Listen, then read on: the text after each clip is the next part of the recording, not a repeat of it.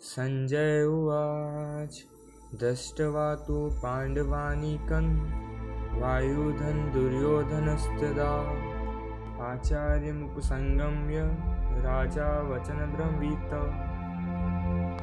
श्रीमद् भागवत गीता के पहले अध्याय के दूसरे श्लोक में राजा धृतराष्ट्र के सवाल का जवाब देते हुए संजय कहते हैं कि दुर्योधन पांडवों की सेना को देख रहा है एवं देखकर यह समाचार आचार्य द्रोणाचार्य को जाकर सुना रहा। पश्युतां पांडुपुत्रनामाचार्य महतिं जमुना यूणां द्रौपदपुत्रेण तव शिष्येण धीमता। दुर्योधन आगे कहता है कि हे आचार्य, आपके बुद्धिमान शिष्य द्रौपद पुत्र धृष्टद्युम्न द्वारा हुआकार खड़ी की गई हुई पांडु सेना की इस बड़ी भारी सेना को देखिए। दुर्योधन पांडवों की सेना को देखता है और अपने मन में विचार करता है कि क्या पांडवों की सेना के मध्य वो जा पाएगा, और यदि गया तो क्या वो युद्ध जीत कर आ पाएगा। इसी प्रकार की सिचुएशन हमारे जीवन में भी उत्पन्न होती है।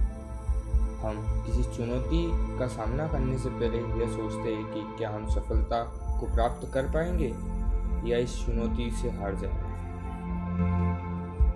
अत्र सूरा महेश्वासा धीमशूरा समायुधि युयुधानो विराटश्च द्रौपदस्य महारथ दृष्टकेतु च चेष्टिकान् काशीराजश्च वीर्यवान् पुर्जित् कुन्ती भोजश्च शैब्यश्च नरपुण्डव युधामन्योश्च विक्रान्त उत्तमोजाश्च वीर्यवान् सौभद्रो द्रौपदेयाश्च सर्व एव महारथा। पहले अध्याय के चौथे, पांचवें एवं छठे श्लोक में दुर्योधन पांडव पुत्रों की सेना को देख आचार्य को कहता है कि इस सेना में बड़े बड़े धनुष वाले तथा युद्ध में भीम और अर्जुन के समान शूरवीर सत्याकी और विराट तथा महारथी राजा द्रौपद, दृष्टकेतु और चेकितान तथा बलवान काशीराज, पुरजित, कुंती भोज और मनुष्यों में श्रेष्ठ सौभ्य पराक्रमी युधामन्यु तथा बलवान उत्तजोमा, सुभद्रा पुत्र अभिमन्यु एवं द्रौपदी के 5 पुत्र, ये सभी महारथी हैं। अस्माकं त्वशिष्टाये तानि बोधज्योज्यतां नायिकां सैन्यस्य संज्ञार्थं तानि व्रीमिते। श्रीमद् भागवत गीता के पहले अध्याय के 7वें श्लोक में दुर्योधन अपनी बात को आगे बढ़ाते हुए कहता है कि हे ब्राह्मण श्रेष्ठ, अपने पक्ष में भी जो प्रधान है उनको आप समझ लीजिए।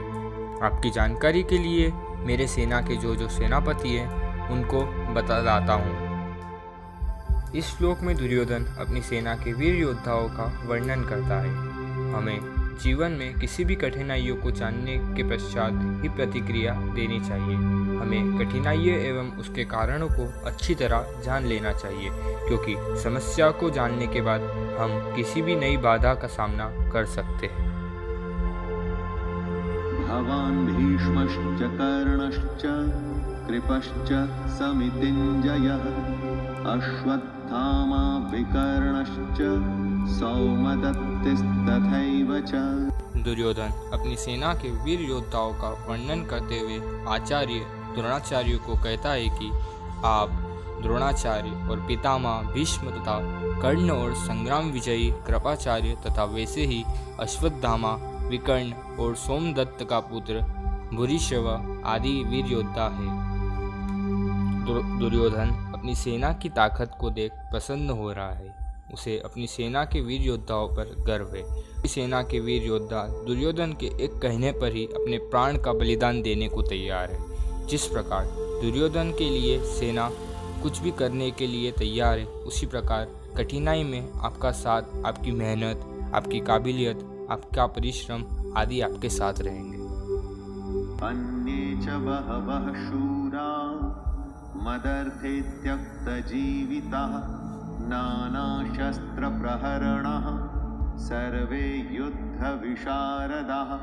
दुर्योधन आगे कहते हैं कि और भी मेरे लिए जीवन की आशा त्याग देने वाले बहुत से शूरवीर अनेक प्रकार के शस्त्रों से सुसज्जित है और सब के सब युद्ध में चतुर है। दुर्योधन गर्व के साथ कहता है कि मेरे लिए जीवन की आशा त्याग देने वालों की कमी नहीं है। इतना ही नहीं, यह शूरवीर अनेक प्रकारों का शस्त्र का ज्ञान रखते हैं और सब के सब युद्ध में महान है।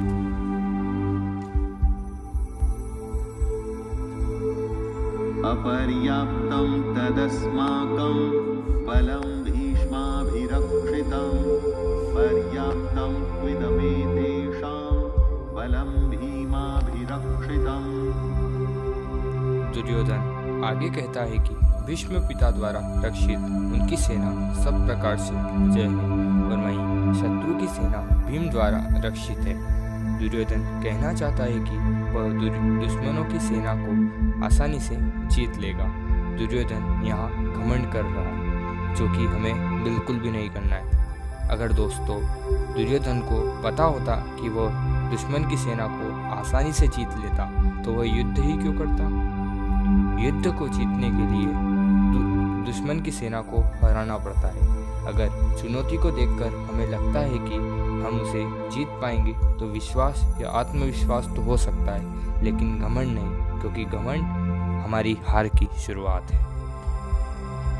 अयनेषु च सर्वेषु यथा भागमवस्थितः भीष्ममेवाभिरक्षन्तु भवन्तः सर्व एव हि।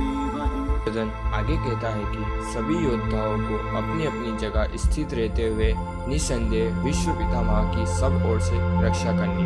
अर्थात दोनों सेनाओं के इस तरह के वर्णन से दुर्योधन इस बात पर पहुंचना चाहते हैं कि सभी महारथी को अपने अपने मोर्चे पर रहकर निसंदेह विश्व पितामह की रक्षा करनी है।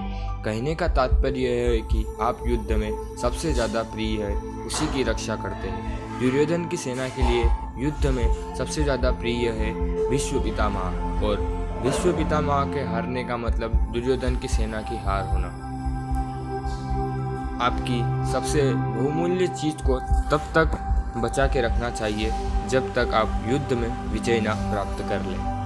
तो दोस्तों इस वीडियो में मैंने श्रीमद् भागवत गीता के पहले अध्याय के 1 से 11 श्लोकों का हिंदी में स्पष्ट शब्दों में वर्णन करने का प्रयास करा।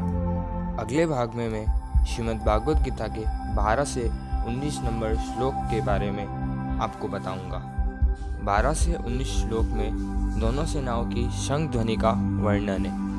तो दोस्तों अगर आपको मेरी यह वीडियो पसंद आई हो तो नीचे दिए गए लाइक के बटन पर क्लिक कर दें, ताकि YouTube हमारी वीडियो को और भी लोगों तक पहुंचा पाए और जिससे कि हम भागवत गीता का ज्ञान और भी लोगों तक पहुंचा सके। और अगर आप इस वीडियो में कोई सुधार चाहते हैं तो हमें कमेंट बॉक्स में लिख कर बता सकते हैं। और आप भी हमारे इस सफ़र में जुड़े रहने के लिए नीचे दिए हुए सब्सक्राइब बटन पर क्लिक करें एवं बेल आइकन को दबा दें। धन्यवाद। हरे कृष्ण, राधे राधे, कृष्ण कन्हैया लाल की जय।